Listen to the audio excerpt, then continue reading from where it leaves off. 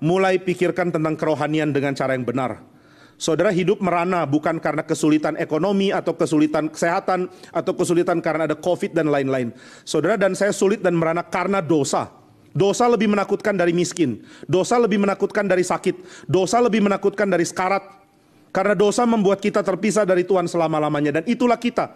Kita harusnya terpisah dari Tuhan selama-lamanya. Tapi surat Efesus mengatakan, engkau yang harusnya tanpa harapan, sekarang diberikan hidup yang baru. Diberikan keselamatan, diberikan iman, diberikan kepercayaan kepada Kristus. Sehingga saudara yang harusnya binasa, sekarang menjadi ahli waris sorga dan bumi. Saudara dan saya akan menjadi raja bersama dengan Kristus di sorga dan di bumi. Ini pemberian yang begitu besar. Maka tidak heran Paulus bisa mengatakan, saya bersuka cita meskipun saya di penjara. Ini sesuatu yang saya sulit lihat di dalam diri orang Kristen.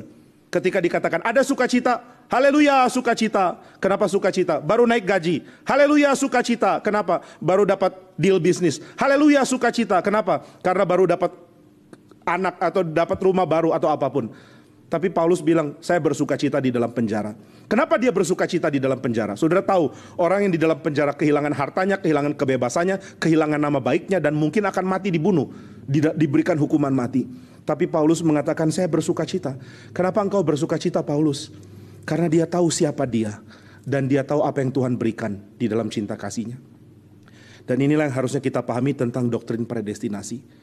Maka saudara, doktrin predestinasi bukan untuk diperdebatkan, bukan untuk diadu dengan orang-orang yang tidak percaya doktrin predestinasi, tapi untuk direnungkan dan akhirnya kita sampai pada kesimpulan. Tuhan, cintamu kepada saya, setiap pemberian, setiap cinta, setiap kasih, setiap pernyataan kasih yang Tuhan berikan, satu pun tidak ada yang layak saya terima. Saya punya sehat, saya tidak layak terima sehat. Saya punya keselamatan, saya tidak layak terima keselamatan. Saya punya hidup, saya tidak layak terima hidup. Saya punya Kristus, saya tidak layak terima Dia.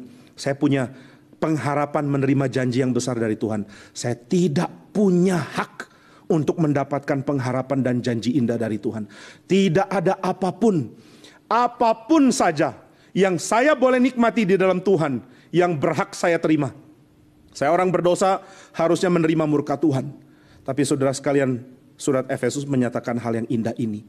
Maka predestinasi adalah doktrin yang sangat indah. Kalau saudara sekarang ditanya atau nanti setelah ini ditanya, kamu orang reform? Jawab, iya. Lalu ketika ditanya, jadi kamu percaya predestinasi? Saudara dengan penuh sukacita mengatakan iya. Kenapa? Karena disitulah segala sukacita saya. Saya bersukacita karena apa? Karena Tuhan ternyata sudah pilih saya sebelum dunia dijadikan. Alasan saya ada di dunia ini adalah untuk dimuliakan bersama dengan Kristus sesuai dengan janji Tuhan. Tapi kita nggak bisa sombong dengan mengatakan pantas saja Tuhan muliakan saya. Lihat rohani saya, lihat kesalehan saya, lihat berapa besar saya mencintai Tuhan. Omong kosong. Saudara akan sadar, saya mendapatkan kemuliaan di dalam Kristus.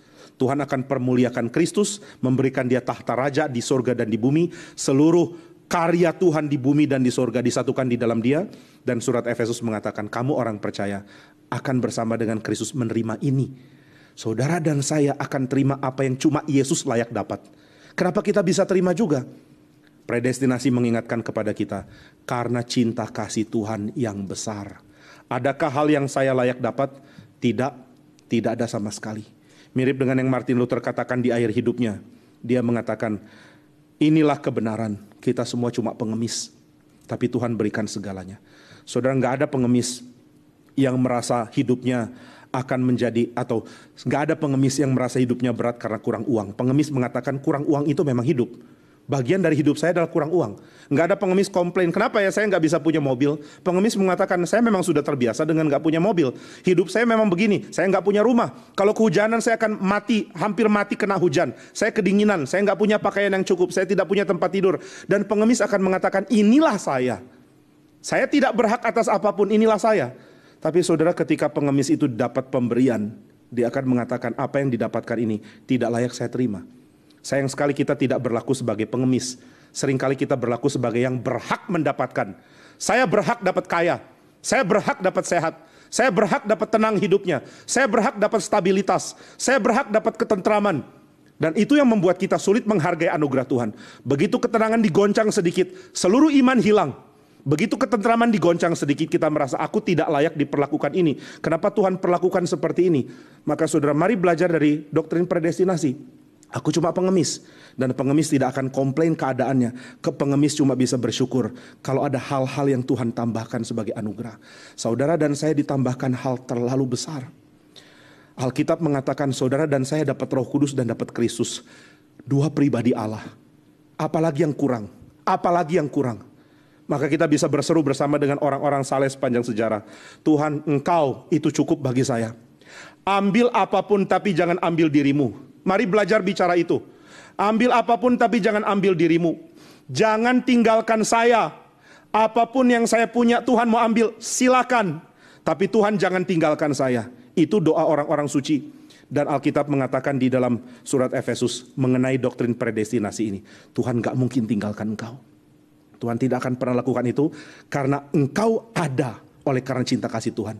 Engkau selamat oleh karena cinta kasih Tuhan. Engkau pasti akan masuk kemuliaan Kristus oleh karena cinta kasih Tuhan. Engkau yang tidak berhak memperoleh semua ini oleh karena cinta kasih Tuhan. Maka seperti saya katakan, surat Efesus begitu indah dan doktrin predestinasi melalui perspektif surat ini begitu indah. Mari belajar dikuatkan oleh cinta kasih Tuhan. Mari kita berdoa.